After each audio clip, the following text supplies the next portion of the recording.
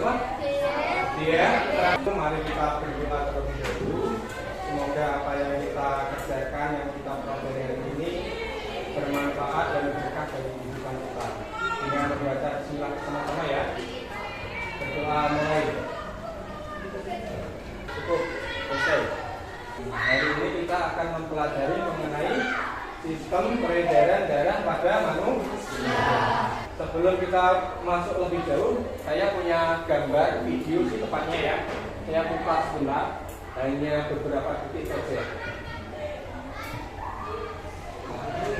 Itu anak kenapa kira-kira? Kenapa? Sakit? Sakit apa? Berdarah, benar. Apanya yang berdarah? Di dirinya. Kalau berdarah itu kira-kira karena apa sebabnya? Bisa jatuh, bisa kejedot, bisa kegigit, ya. Tapi intinya dari kejadian itu apa yang dikeluarkan anak itu? Anak itu mengeluarkan apa? Kalian pernah mengalami? Kalau tadi anak-anak ini yang biasanya terjadi pada kalian, jatuh dari sepeda, kakinya menguap berdarah. Yang keluar dari lututnya apa itu merah-merah? Darah. Apa sih yang keluar tadi? Darah. Warnanya apa? Hari ini kita akan mengulas tentang hal itu. Ya. Kemarin saya sudah pesan kalian untuk membawa gawai HP ya. Sekarang dikeluarkan HP-nya. Link yang semalam saya share, silakan dibuka linknya. Tampilannya seperti ini. Klik yang bagian menu evaluasi coba. Evaluasi tes ini. Kemudian klik yang tes kognitif ini, pre-test dan post-test ini klik. Waktu untuk mencobanya 5 menit. Ya. 5 menit.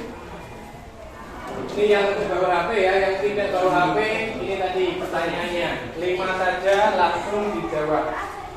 Ya cukup. HP-nya ditaruh, waktunya habis. Pretestnya berhenti. Sekarang semuanya perhatikan ke layar depan lagi. Ini adalah tujuan dari pembelajaran kita hari ini anak-anak.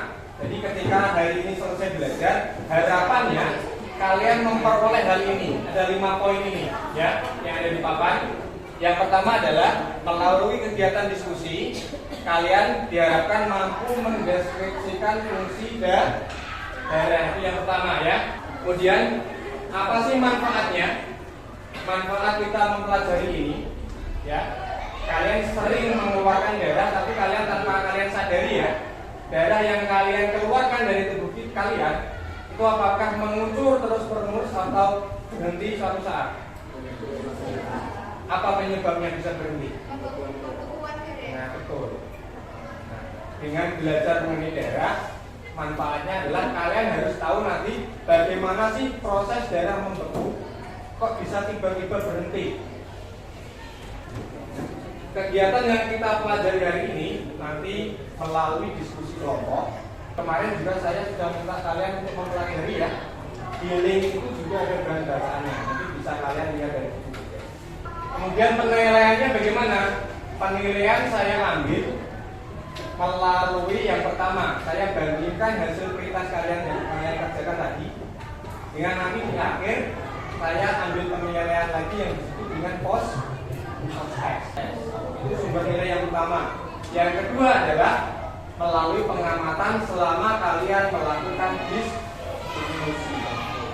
Jadi ketika diskusi harus aktif, bekerja sama, berkolaborasi bersama-sama dengan kelompoknya. Kemudian yang ketiga adalah keberanian kalian untuk menyampaikan hasil diskusi. Ketika diskusi ada hasilnya, nanti saya minta beberapa untuk presentasi. Selanjutnya mari kita berkelompok. Ya, berdiri.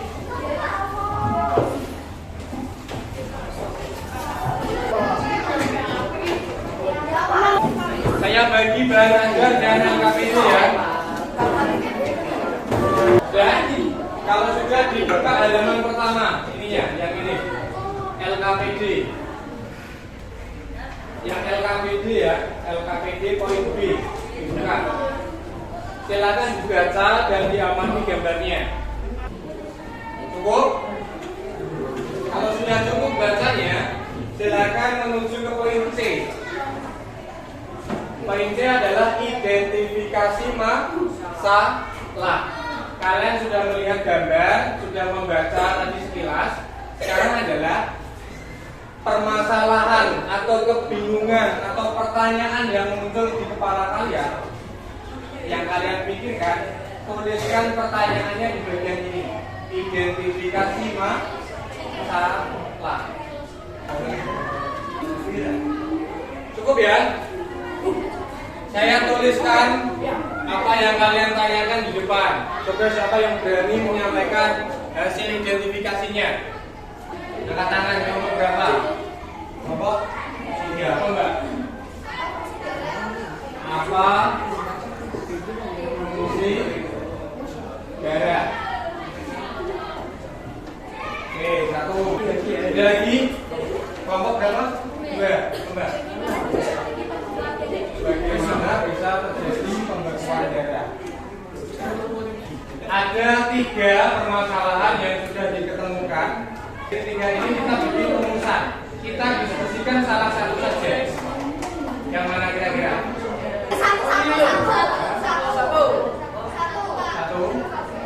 Apa fungsi darah? Tapi tidak sekedar darah, karena di dalam darah ada komponen-komponennya. Itu ya, fungsi darah dan komponen penyusun darah. Yang bagian bawah anak-anak, silakan semuanya dituliskan. Rumusan masalahnya dituliskan ini. Apa fungsi darah dan komponen penyusun darah?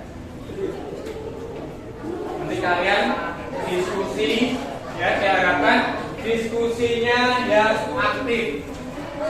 Semuanya ikut terlibat dan dibuat dengan jujur apa adanya ya.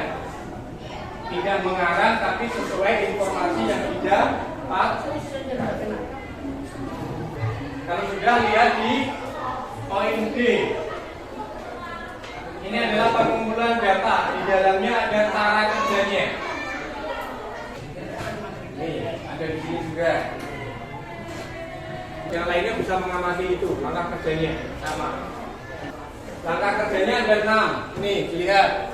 Yang pertama survei. Yang keempat recite. Baca berulang jawaban yang kamu dapat. Bahan ajarnya dibuka. Dibuka, diamati sekilas. Buat pertanyaan.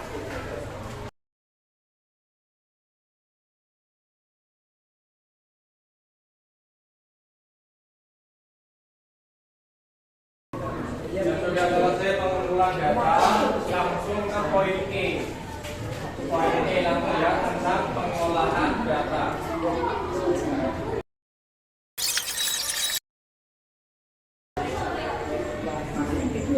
Nanti satu kelompok yang presentasi, yang lainnya menuliskan pertanyaan ya. Kalau ada yang ingin ditanyakan, coba saya tawarkan.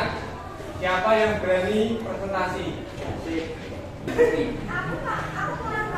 Berani ayo.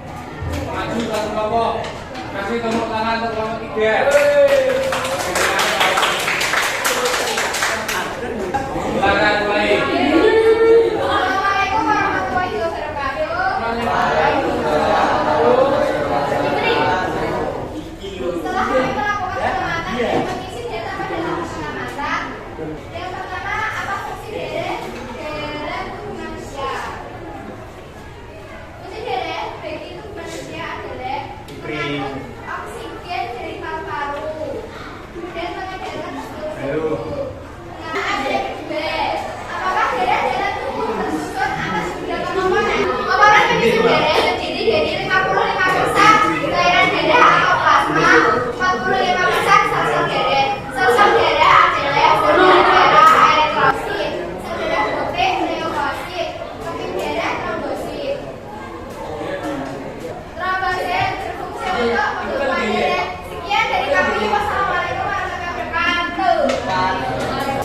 Kelompok lain, ada yang ingin ditanyakan atau menambahkan dari presentasi kelompok 3?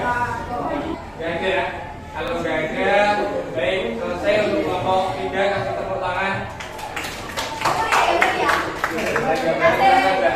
Kalau sudah, sekarang semuanya lihat ke layar. Ya, ini adalah organ yang berkaitan dengan peredaran darah anak. Kita bahas salah satunya hari ini, yaitu mengenai darah.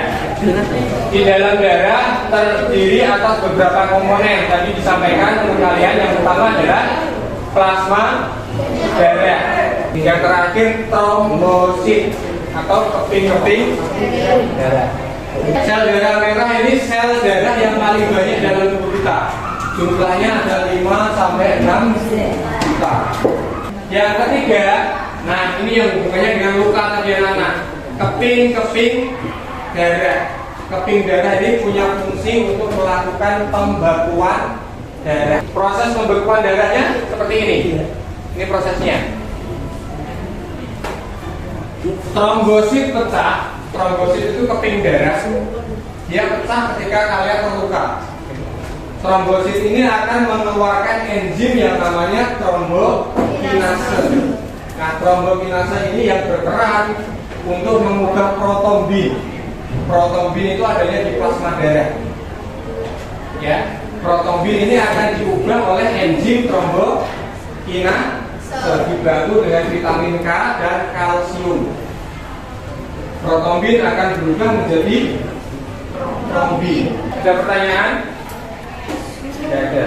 Kalau nggak ada, untuk pelajaran hari ini cukup. Poin yang terakhir, buat kesimpulan. Simpulkan dari diskusi kalian. Apa yang bisa kamu simpulkan? Ya. Poin penting yang kamu dapat dari diskusi. Intinya.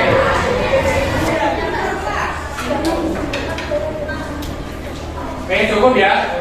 Kira-kira siapa yang berani menyampaikan kesimpulannya? Silakan, kelompok 6 ya. Berdiri Mbak, situ aja.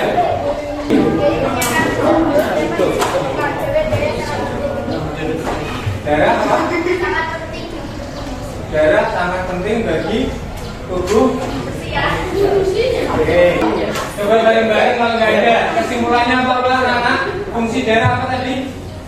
Darah berfungsi untuk antara lain membawa oksigen dan diedarkan ke seluruh tubuh.